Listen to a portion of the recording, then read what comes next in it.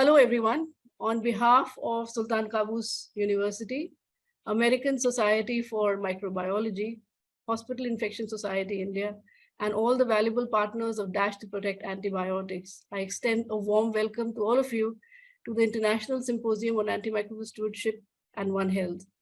I welcome you also to Oman, along with all my other colleagues in Oman. Welcome you virtually to Oman, and would love to have you here someday in person as well. I would like all the August audience to join me in welcoming our honored chief guest, Professor Munal Sadoun, Dean of College of Medicine and Health Sciences, and our esteemed patron, Professor David Livermore, who has so kindly agreed to be the guest of honor. We are delighted to host three eminent and distinguished speakers, Dr. Ramanan Lakshmi Narayan, Dr. Rajiv Soman, Dr. Bradley Langford. And we're equally delighted and so privileged to have eminent panelists on our on stage today, Dr. Sanjeev Singh, Dr. Sarman Singh, Dr. Raman Sardana, Dr. Ihab Habib, and Dr. Katia Iskandar. Joining me in the conduct of this symposium are some members of the team Dash. I really appreciate their contribution, and we will be meeting them as we go along. Ladies and gentlemen, we have joined together today because of our deep and abiding concern about antimicrobial resistance, which has become such a huge challenge. And we know that climate change is doing nothing but fueling this problem further. Another amplifier of antimicrobial resistance is the crippling poverty. Tom Frieden very famously said, "A disease outbreak anywhere is a risk everywhere." I take the liberty of saying antimicrobial resistance anywhere is a risk everywhere. And if we want to be safe, we need a more equitable world. This is a map, which is a map of income inequality. It was published by World Bank in 1992 to 2020. And you can see the gross inequality we are seeing in the world. And this is reflected in another very interesting study called Global Burden of Disease Study, published in Lancet, which says that while we have progressed from 1990, where there was distinctly far more inequality, more healthcare access and quality has come in the world, but unfortunately, the gap between the various countries has actually increased. This map, this table is from that very study, and it was actually quite surprising because while you see the vaccination coverage to a very standard vaccine, which is DPT, and measles is 100% in the developed country. And even now, in countries which are getting out of the developing mode, still have a long way to go. I'm surprised that diphtheria, for some reason, has a better access compared to pertussis and tetanus, which should actually be equal. But we can see we have a long way to go. And this is tuberculosis, where we are lagging behind further. While diarrheal diseases, you can see in many of the countries, we're still in the pinks and the reds. And this, I feel, is a right which every citizen should have, of safe water and sanitation, and something which we need to work on. This study was worked till 2015. It got published in 17, so they had 2015 data. Maybe COVID taught us how to protect ourselves from respiratory tract infections. Maybe we'll have better statistics for this, although one has doubts about that as well. War is another amplifier of antimicrobial resistance. With all the devastation, deprivation, and the injuries, there's one group which flourishes, and that is bacterial infections. And we do have reports of extensively drug-resistant bacteria. We have Dr. Dimitriev from Ukraine today as one of our valuable Dash members, and he has live accounts of that. Displacement comes with war, and with all the displacement where we see the human displacement, the bugs, the microbes, they all displace too. And of course, they have a field day in disease, in resistance, and that's something which should concern all of us. I had almost forgotten the pandemic with the goings on in today's world, but the pandemic played a significant role in reducing many the major gains we had made in antimicrobial stewardship. But that remains, where we are now remains to be seen.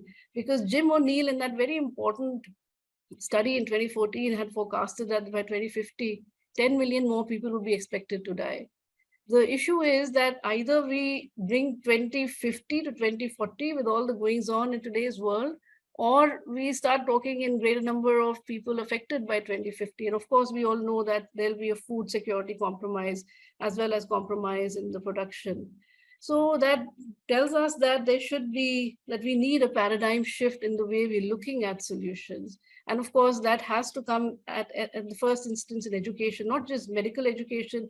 And I'm very happy that we have Dr. Rajiv Soman and Dr. Bradley, who will try to bring about a informed, nuanced guidance on what kind of shift we need in the practitioners. We need shift in the graduates, in the postgraduates, but we also need shift in the schools where we add value education, where we are taught to be the custodians of this world, and we bring about change from each and every person.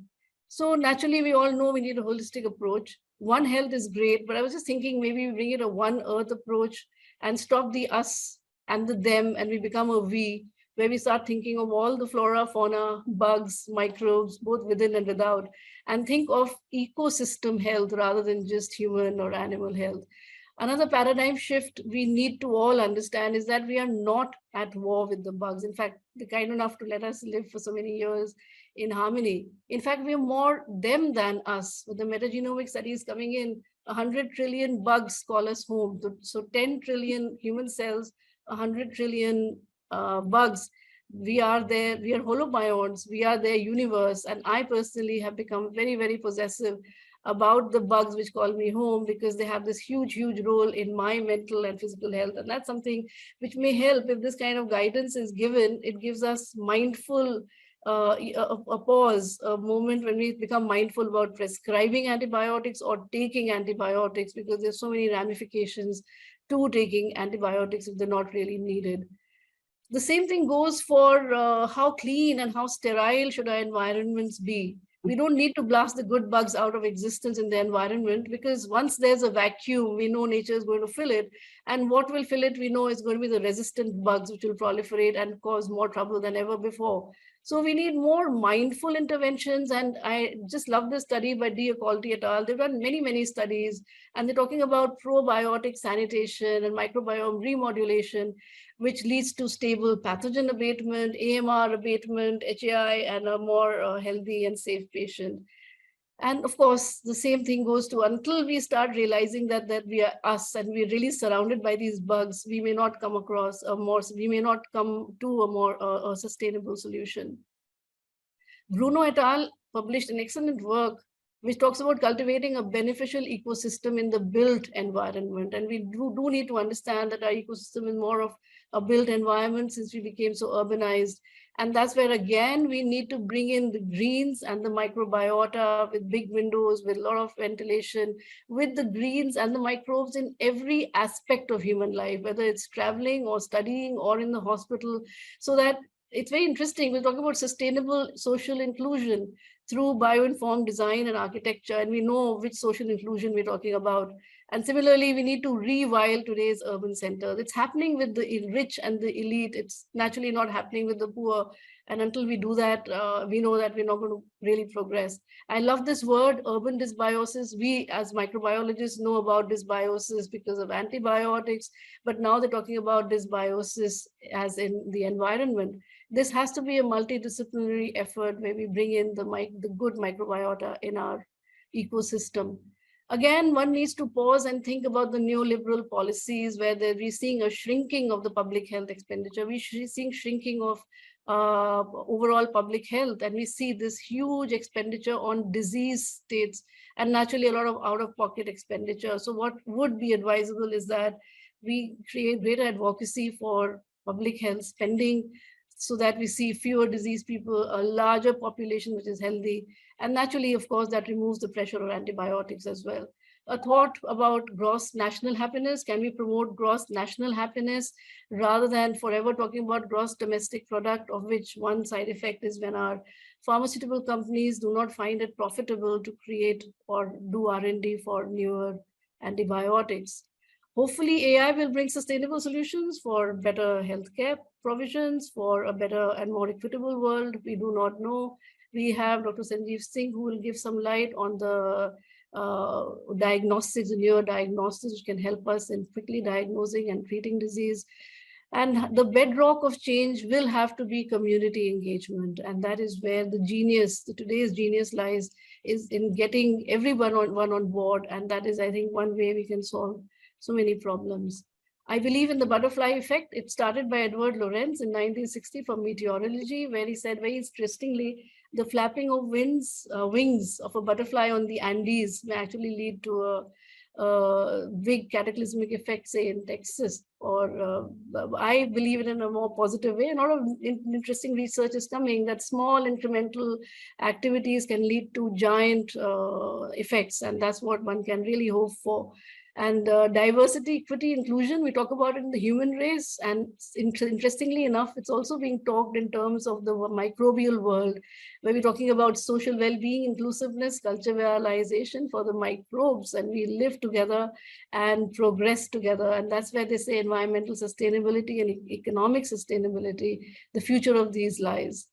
So Dash to Protect Antibiotics is our butterfly effect. And we've just submitted a paper which focuses on susceptibility profile in the Indian group. And we're going to be shortly starting to work on the group outside India. And this is where we actually wanted to be, but we felt we need to get certain things in place before we move towards learning some good things and unlearning some bad things. And I need to really at this point thank our patron and our amazing experts who've been with us all through. And Professor David Livermore, of course, given so many various important inputs so that we could elevate our paper to a different level. So the bedrock of Dash is really this slide, and we thank you from the bottom of our hearts for all the support that you've given us. Another person one needs to thank is the chief guest, Professor Munal Sadun, who's been amazing support and a person who's been encouraging us all through.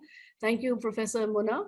I welcome Dr. Ghada to please first introduce herself and then do the honors.